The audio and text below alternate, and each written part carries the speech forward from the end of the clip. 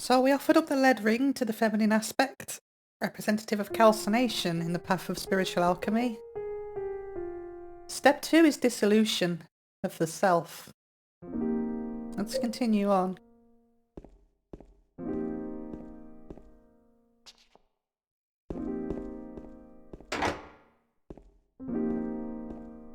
So the front door out is locked.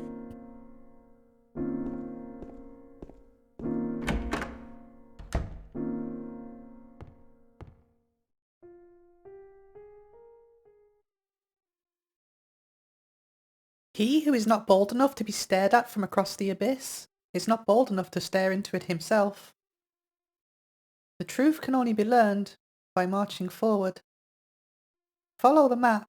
There's a letter and a wrench.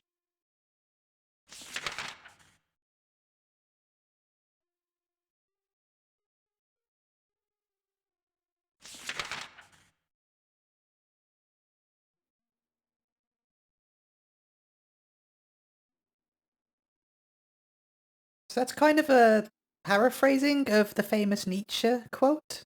Hence why I was talking about nihilism a while ago. The truth can only be learned by marching forward. True that. It seems a little on the nose at this point, really. Like the game's not always ridiculously subtle. James is going to have to dive really deep now into his unconscious. He has to go there if he finally wants to reconcile all of these feelings. James would be in this really dark place right now, seeing Maria get killed right in front of him. And now his unconscious is showing him where to go next, saying that he needs to go deeper into the abyss. And that's either going to destroy him, or he's going to destroy it. It's pretty sophisticated storytelling, I think. There's a lot of abstract meaning behind it, and there's also some practical advice about where to go next for those that aren't so much interested in the abstract concepts. So this is a pretty dark moment for James.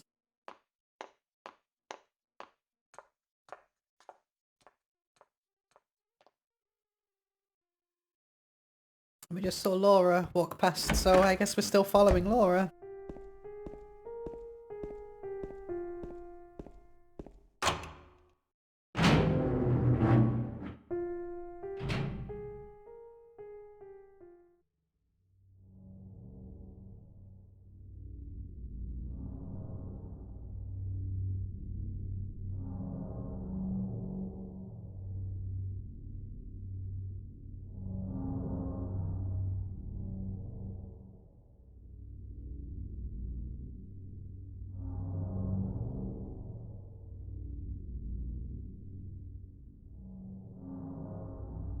So yeah, James is kind of at his lowest point now.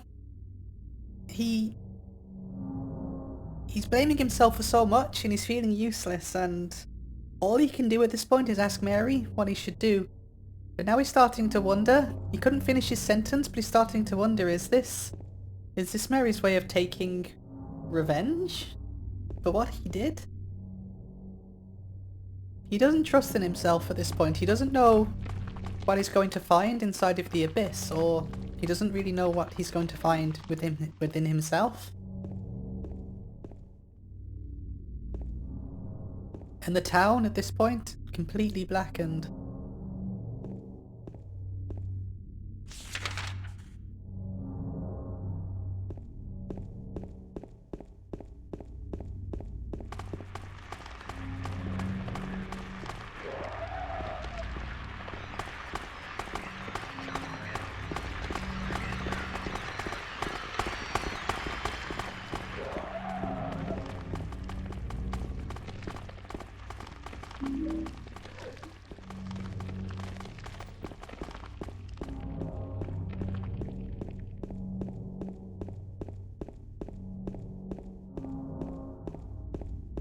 So we know now where it is we need to go. We need to go down to Saul Street, but I do like to do an explore to see if anything's changed. We can't get back into Heaven's Night now. The lock's broken.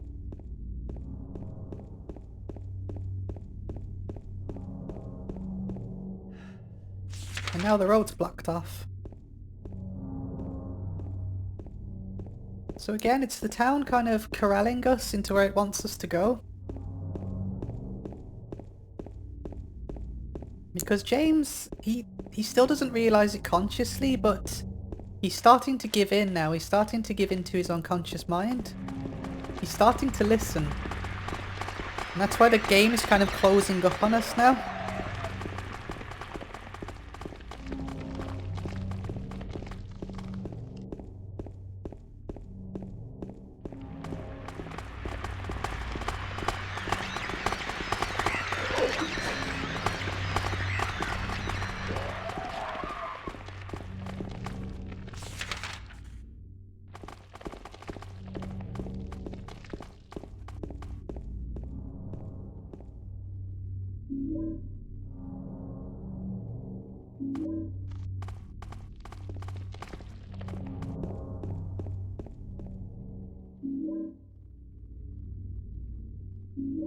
The game's also kind enough to resupply us a little bit as well, with all the supplies we might be missing from the hospital.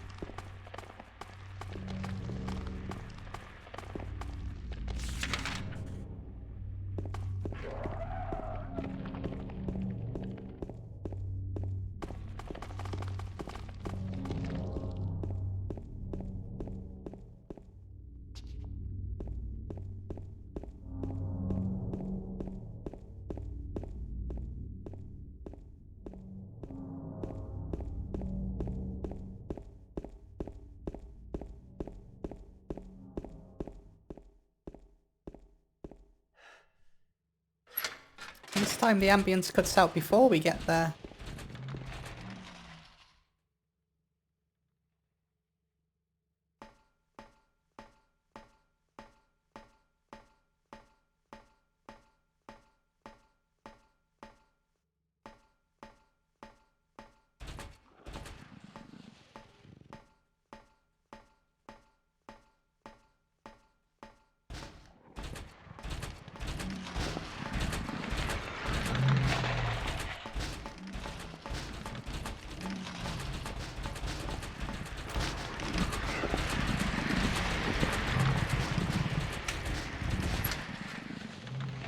Interesting monsters those. Those are the only time you see them in the entire game. They make a comeback in Silent Hill 3, which we'll talk about more when we get to Silent Hill 3, but I find it really interesting that they reuse an enemy design this early on. Especially for the original team as well, with everything having such symbolism around it.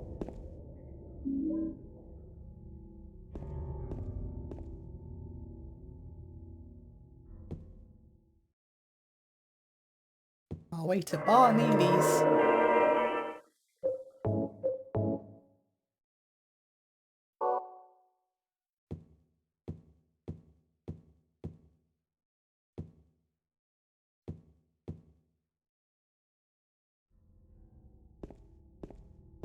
So that Neely's bar message hasn't disappeared, so maybe we should head there again as well, see if anything's changed.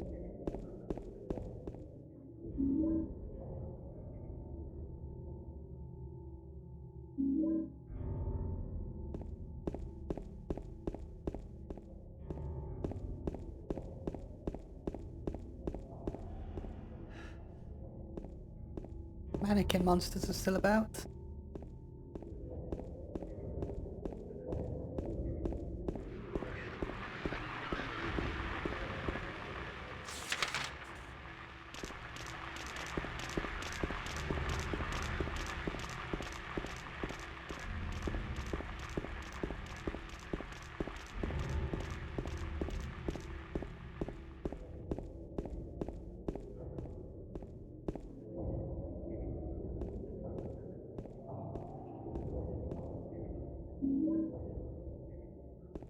First mention of the rifle shells in this one.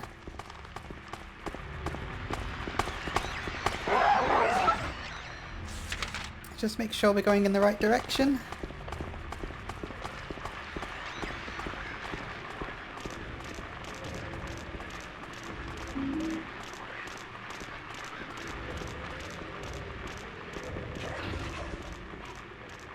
What was that? I don't remember that noise. That's a new one.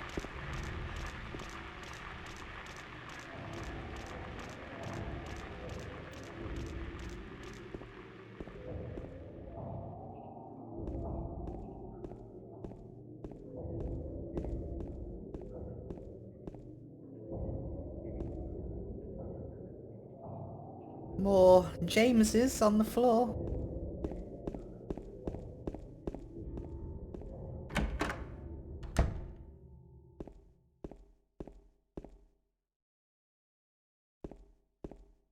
So we've got the whole message again, which again is a reference to James's alcoholism, but there's also a new message. If you really want to see Mary, you should just die. But you might be heading to a different place than Mary, James.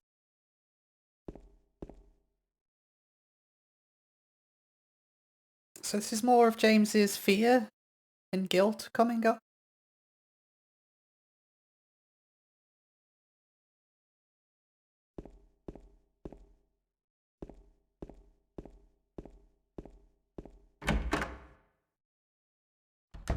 Also a pretty creepy message, I think. It's the first message that's referenced James directly, which I think is quite relevant now, considering that he is quite literally heading into the abyss.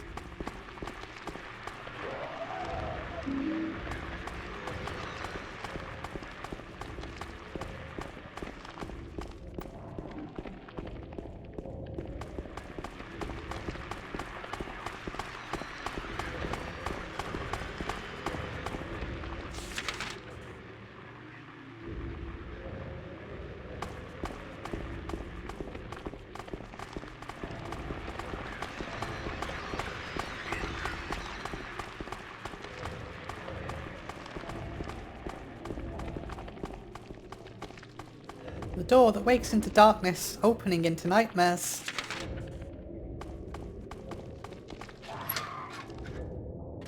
So, now we're in the other world. This door's open.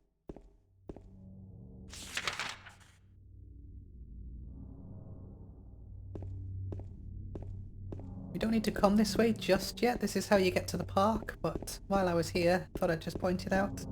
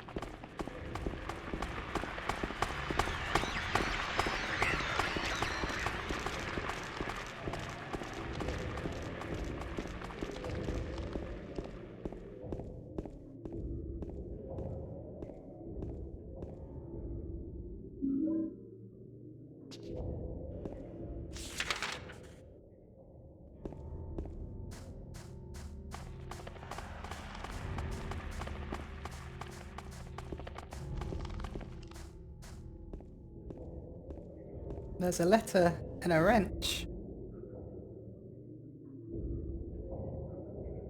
Well, perhaps you were a fool. The truth usually betrays people. A part of that abyss is in the old society. The key to the society is in the park, at the foot of the praying woman, inside of the ground, inside of a box. To open it, I need a wrench. My patient buried it there. I knew but did nothing. It made me uneasy to have such a thing near. I wasn't looking for the truth. I was looking for tranquility. I also saw that thing. I fled, but the museum was sealed as well. Now, no one dares to approach that place. If you still do not wish to stop, James, I pray to the Lord to have mercy on your eternal soul. Or perhaps you're a fool.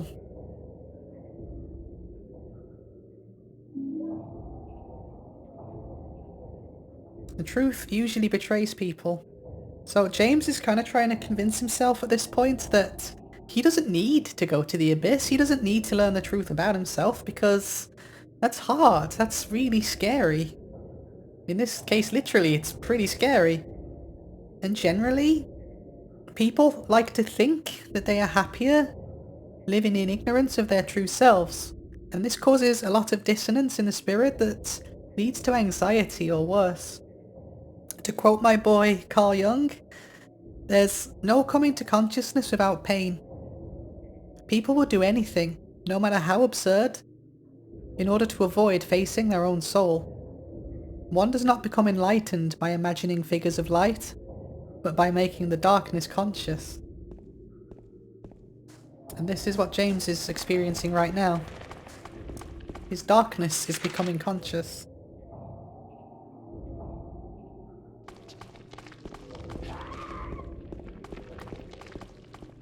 When the conscious mind tries to make sense of the unconscious, it's confusing. The signals and messages, they don't make sense. Like, try and interpret your own dreams. Like, good luck with that.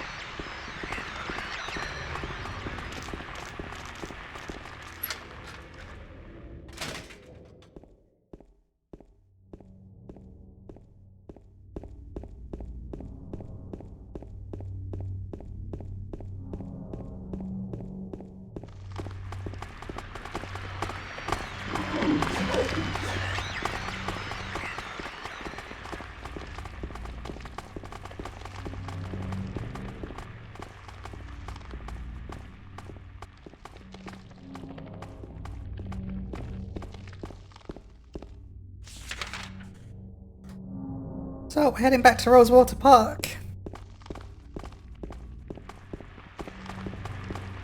Looking for a statue where something's buried. Something that we need. Something really important that we need very much.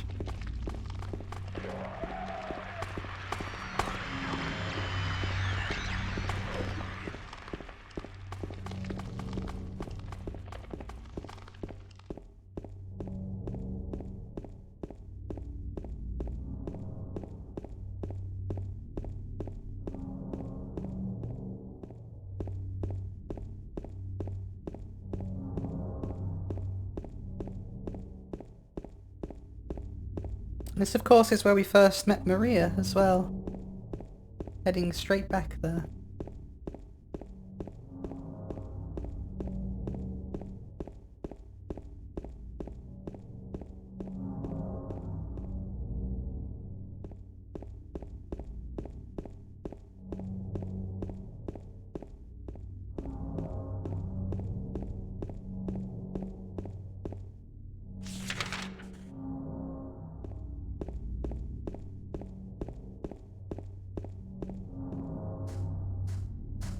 I don't remember if anything in the park actually changes in the other world.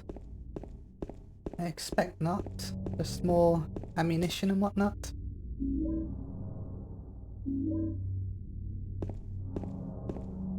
Giving us plenty of shotgun shells.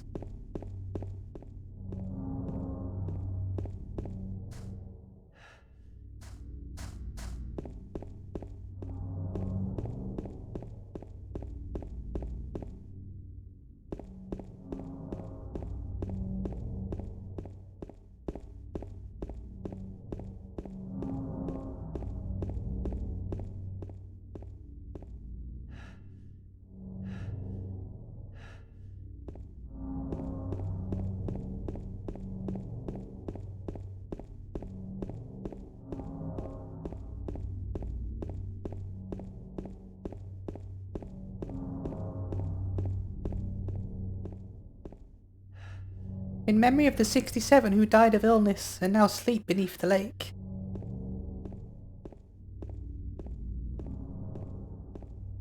So at some point in Silent Hill's history there was like a plague that killed a lot of people and they buried them at the bottom of the lake.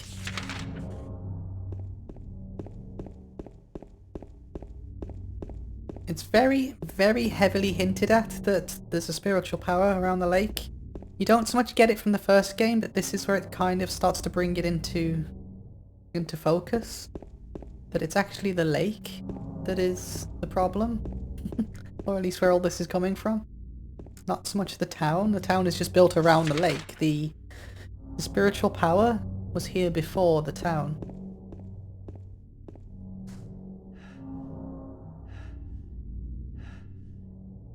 Victim of persecution by the Christians, Jennifer Carroll lived here with pride and honour. What happened here shall never be forgotten.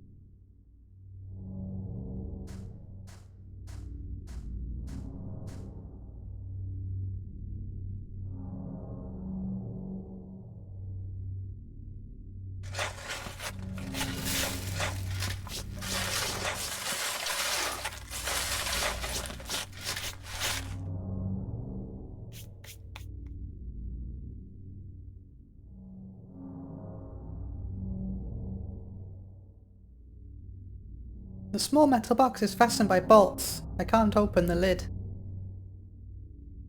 Sure you can, James. You have a wrench.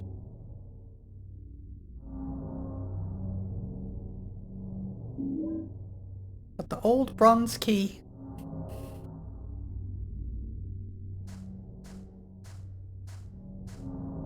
Jennifer Carroll is actually one of the founding members of the cult. If you remember the cult from the first game, her name is probably a nod to Lewis Carroll, the pen name of the author who wrote Alice's Adventures in Wonderland. Her story dates back to the 17th century. You learn more about this in Silent Hill 3, but she was accused of witchcraft and burned at the stake, which martyred her. And given the world that we're in, it's probably likely that she actually did have powers similar to Alessa. I find it fascinating that the majority of the figures within the cult are all women. Have you noticed? This is a theme that carries on into Silent Hill 3 as well.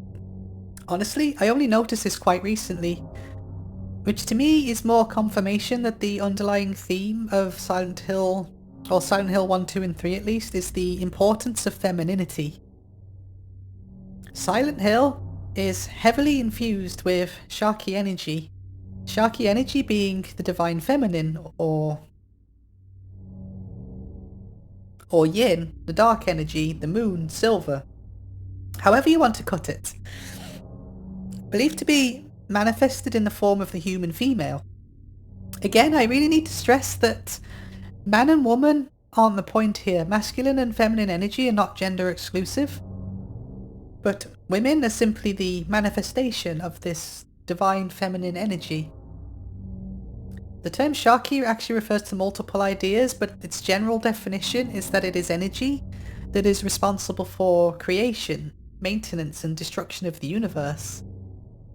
It is identified as female energy because Sharky is responsible for creation, like how mothers are responsible for birth.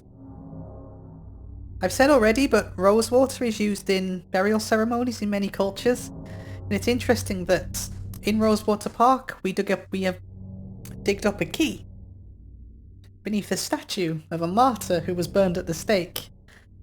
And the key itself, it's made up of bronze, an antique looking bronze key. It was hidden behind one of those statues lined up in the park. So bronze is an alloy that's made up of copper and tin. And copper is represented by the planet Venus, a feminine planet that promotes love, sensuality and friendship. And tin is representative of the planet Jupiter, which is a masculine planet that embodies wisdom, logic and maturity. So inside of this key, being made with bronze, both the feminine and masculine are unified.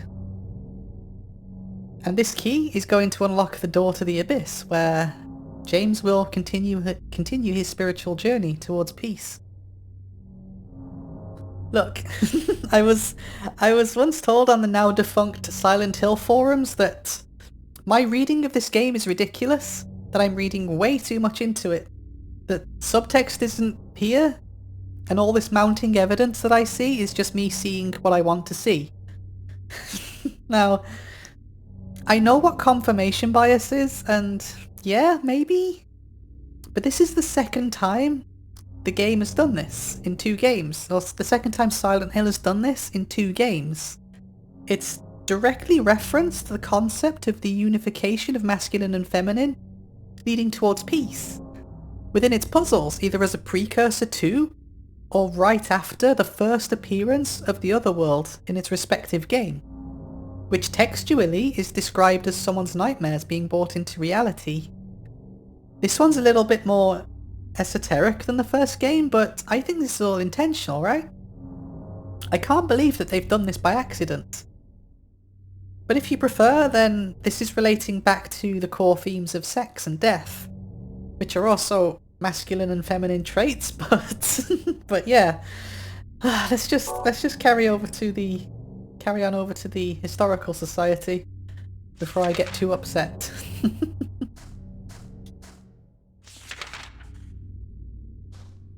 I mean, honestly, if you're not seeing all of this, please let me know. I want to discuss it with someone who thinks that I'm being ridiculous. I want to have like an actual adult discussion about it, because I'm really interested to hear other people's takes.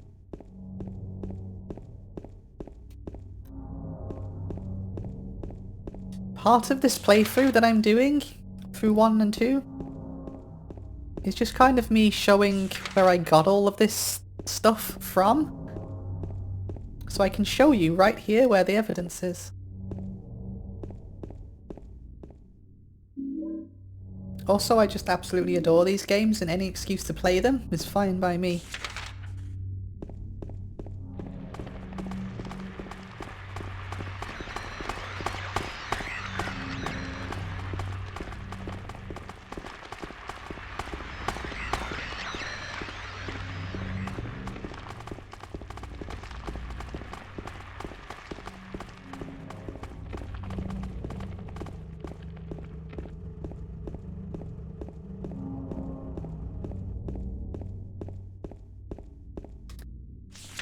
So it's a bit of a jaunt over to the Historical Society.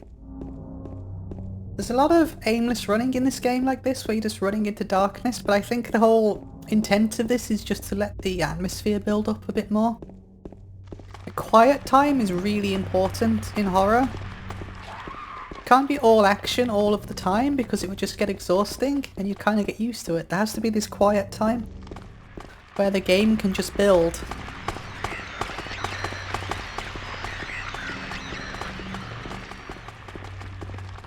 And I think this is an effective way of doing it. In my opinion, Silent Hill 2 is best played start to finish in one sitting, just so you can let the atmosphere just constantly layer on top. I think it really has a positive effect for the whole game when you do that.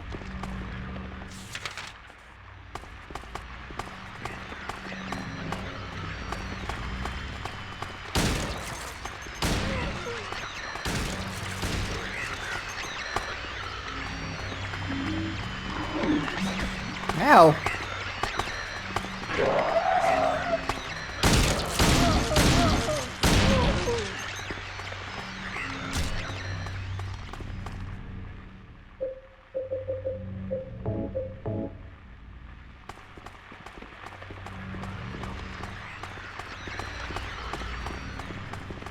So let's use our unified key to get into the historical society. The old society, as the letter called it.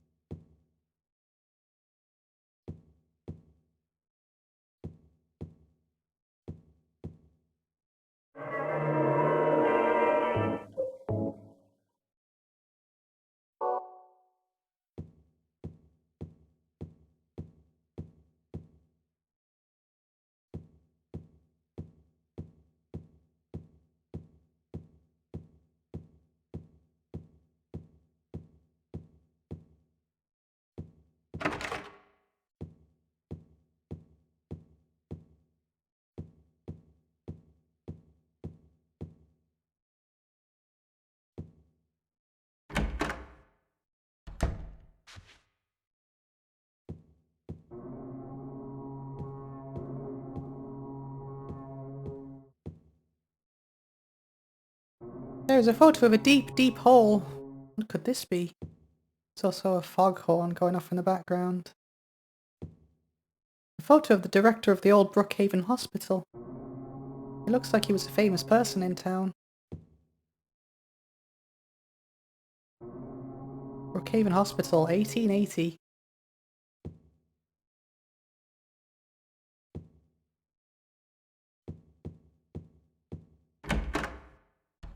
Oh, I think there was something else there as well.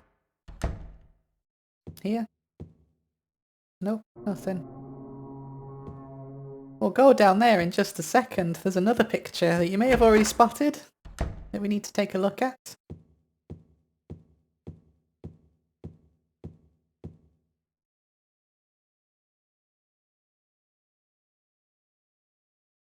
Misty Day. Remains of the Judgment. It's him.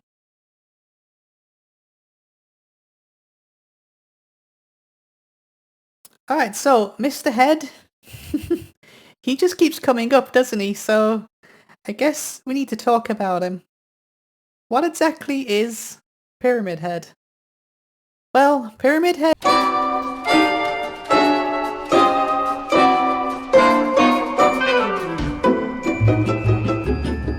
the red pyramid thing, colloquially referred to as Pyramid Head. A poor misunderstood triangular boy that somehow found himself becoming the mascot for the whole entire rest of the franchise, to the point where the original creator of this creature, Masahiro Ito, has openly stated he will not work on another Silent Hill game unless Pyramid Head is either killed off or isn't present at all. He's even gone so far as to say that he wishes he never created him in the first place, which is really sad.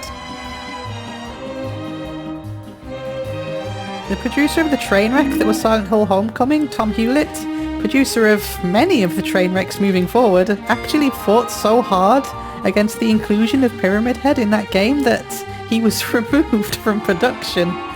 Because he understood that small detail at least. Missed the point of pretty much everything else though. But honestly, I don't think it's fair to attribute the whole entire mess to this one dude. He seems like a pretty chill dude from what I've seen. So the real reason he keeps appearing everywhere is because Konami don't know or don't care what Pyramid Head actually is. He's the series' mascot. There will never be another Silent Hill game without him included in some way. It's all about brand recognition. But that's depressing, so let's hit the lever and talk about what Pyramid Head actually is.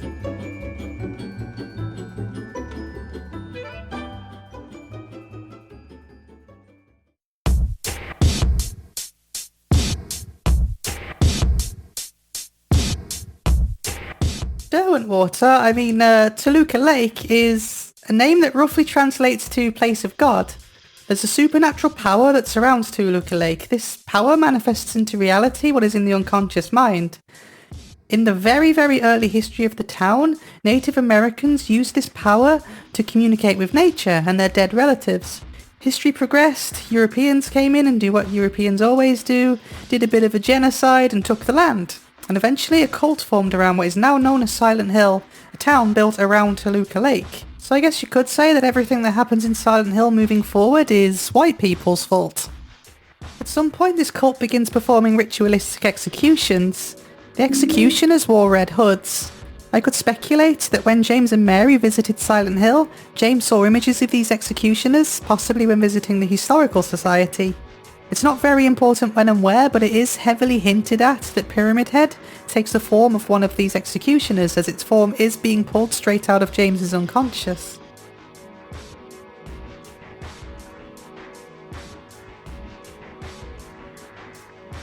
Pyramid Head is a representation of James's desire for punishment. Again and again he's been attacked by this monster. He's had to witness his wife's doppelganger be brutally murdered in front of him. At this point in the story though, James still isn't really getting it. He doesn't yet understand what Pyramid Head is and what his unconscious mind is trying to tell him. What it's trying to force him to understand and reckon with. I want to dig a little deeper than this though. I want to dig more into this theory of the unconscious mind.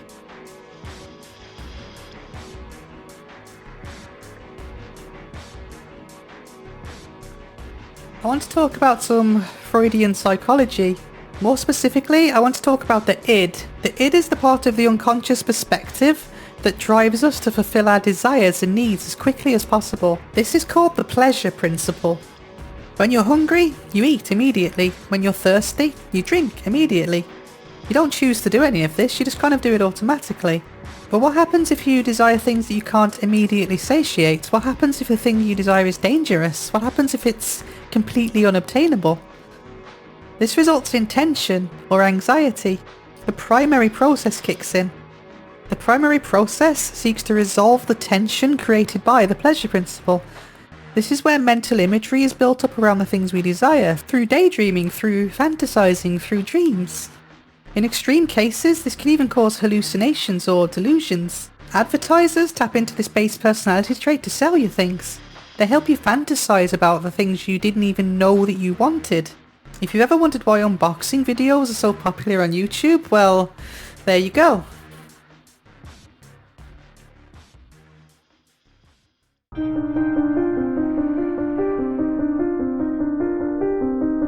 Pyramid Head is James's shadow self. His id being manifested into reality. James is being forced to confront this creature over and over again. Pyramid Head is always with him, but James is trying to deny this. James has been suffering from guilt of what he's done, but also a lot of repressed and unfulfilled sexual desire. His wife has been terminally ill for some time after all. The desire for survival is one of the most powerful instincts that humans have. In order to ensure this survival, we were built in with a natural reward system, sex. This is actually a masculine aspect of the self, which many people have. Pyramid Head represents masculine desire that has gone unfulfilled. Tension has built up to the point of hallucination, and to relieve this tension, Pyramid Head is taking what it desires, forcefully. But no matter how much of his base desires are met, it's never going to be enough. Pyramid Head is completely disconnected from its higher self.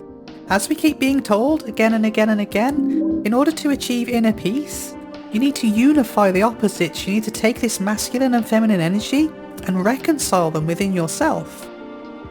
All succumbing to masculine bestial desire does is destroy the feminine aspect of the self. James only has this masculine aspect. He has lost the feminine aspect of himself.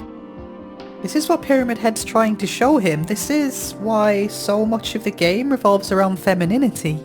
We're about to delve really deep into this in what is probably my most favourite part of the game. Probably one of my most favourite parts of any story ever. The next section of this game is incredible. It's taken me a really long time, and who knows how many playthroughs to truly get what this next sequence is doing.